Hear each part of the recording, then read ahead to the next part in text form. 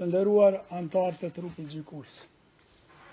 Në fund të gjykimit tim, po ju drejtohem për të theksuar një pikë të vetme, por të jashtëzakonshme prej rëndësie.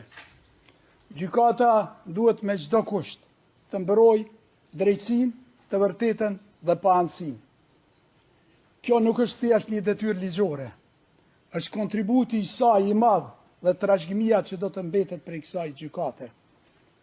Ky është edhe shkaku pse ju bashkova atyre mira grave dhe burrave që u rreshtuan në radhët e ushtrisë tirimtare të Kosovës për lirinë e Kosovës.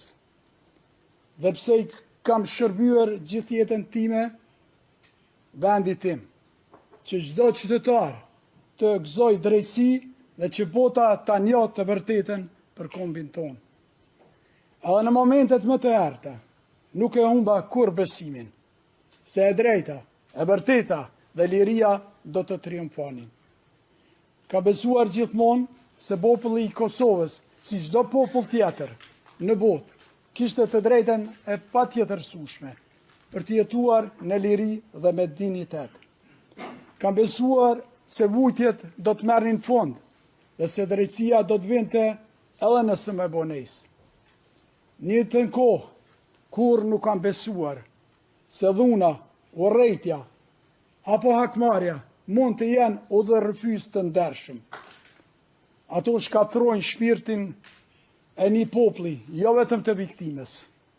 Urrejtja është vetëm një formë tjetër e robërisë. Liria nuk mund të arrihet përmes padrejtësisë. As paqja nuk mund të ndërtohet mbi krim. Një kauzë drejt nuk mund të mbrohet me mjetet e padrejta.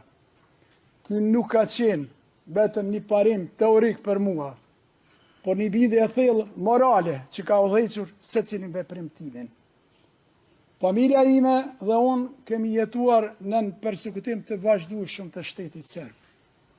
Ky nuk është përshkrim abstrakt, është një realitet konkret i cili e ka prekur secilin antar të familjes time, por edhe mbar popullin tim. Burrat, gratë, fëmijët, pa përjashtim, përballeshin çdo ditë me padrejtësi, frikë dhe pasiguri. Unë e di çfarë do të thosh të jesh i pambrojtur. E di çfarë do të thosh të jetosh në kërcënim të vazhdueshëm. Kjo është një përvojë që nuk ja dëshiroj askujt.